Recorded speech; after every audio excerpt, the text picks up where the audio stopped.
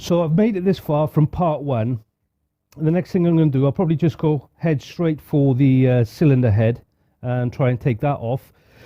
There's the chain tensioner here is hooked up onto the, you've got the chain tensioner still in it, and I can't take the chains out because the guides, plastic guides inside are holding it on. So I'm just going to undo the chain tensioner and see if that loosens up everything in the timing chain mechanism so we can remove the chain. And that is the plan. Let me just get a bag for the bolts for the tensioner. Save the washers. Like I said, it looks pretty solid. Let me see if I can get a bit of force onto that. I'll try with the little rubber mallet first. And that seems to have, yeah, that seems to have loosened it off. Lovely jubbly. So I'm not sure if there's any springs in this. There is a gasket on it. It's not leaking. And the gasket looks A1, metal gasket, and there is the tensioner. Looks good to me. Okay, so that's the chain tension off. Does that create any room here? No, is the short answer. The chain is still hooked up inside. So it looks like I'm going to have to take more stuff off. This, oh, if I'm going to have to take this pulley off, I might be in a bit of problem. I might be having a problem.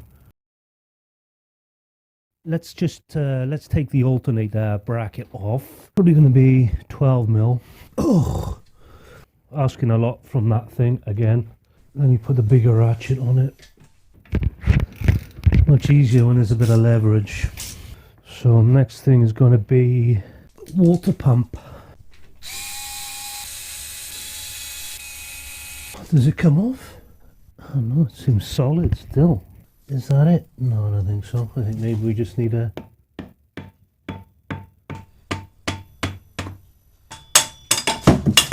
Oh, so this is the... so it's a water pump. I'm presuming the water comes out of here and through there. Seems very good. Just a bit around the water pump. And the water pump itself feels great. No play in it. Laterally or longitudinally, bit wet, but I suppose it's been maybe it was sitting there for a while, but it's just surface rust. It's nothing, it's not badly corroded. So another good performance for this engine. Another shame that it expired for a head gasket. Now I'm going to come onto the oil pump, but I think it's behind this. Comes to this one. I need to take this pulley out.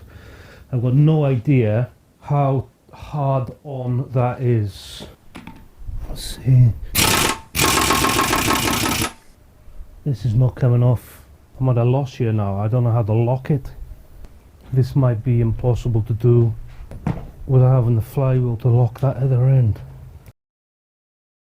Alright guys, so I've had a quick look on the MotoIQ website. Change of plan. We're going to leave the crank pulley until later. There is a technique for doing this which I think will work, but first of all we can take off the cylinder head. I had a quick look on MotoIQ. They've actually done an article on stripping an SR20, and it says on that we can actually take out the cylinder head with the chain guides already in the engine. This will come out and it will leave the chain guides and the chain where they are. It does say that these hydraulic lifters here will come out. Are they supposed to move up and down? This one has given it. This one will move up and down, so I don't know. And the other ones are stiff.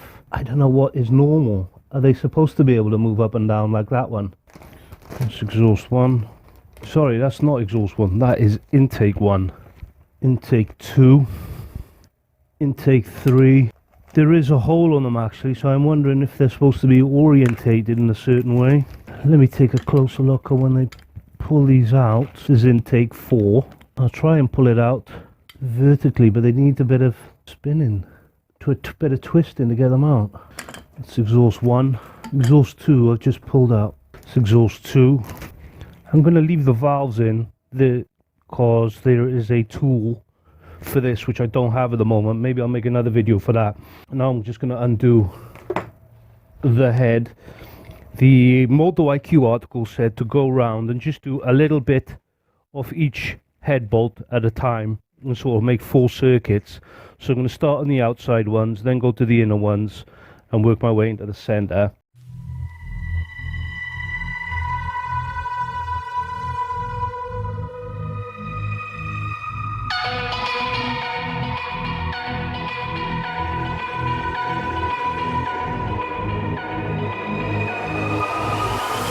Like a broken soul.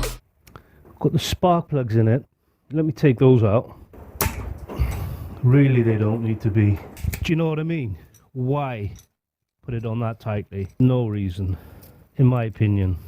Let's just move the magnet out of the way. Put a massive spanner back.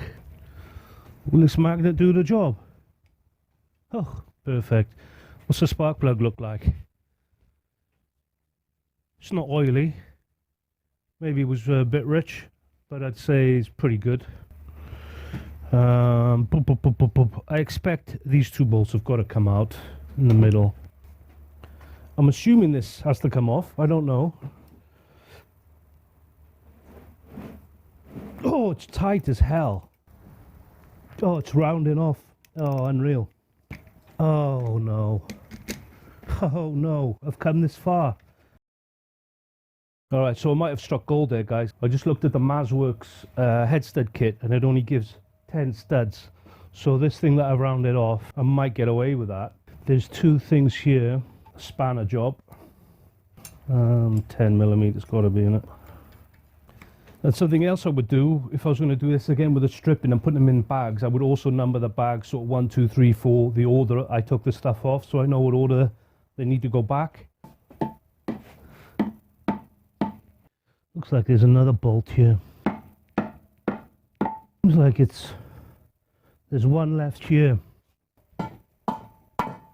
Do I care if thermostat's connected to it? I can take thermostat off. I mean, why not? It's just got this massive fucking metal pipe attached to it. Let me just undo that. This looks like it's going to be well and truly welded on, this hose, yeah. Let's pull the thermostat off. I've got to rag this off here. This doesn't look like it wants to move. Oh, no, it's moving. What was that? Where did it go? I think it was the clip. It's just dawned on me. The overheating. Is it possible the thermostat wasn't opening? So, moment of truth, guys. What does the head gasket look like?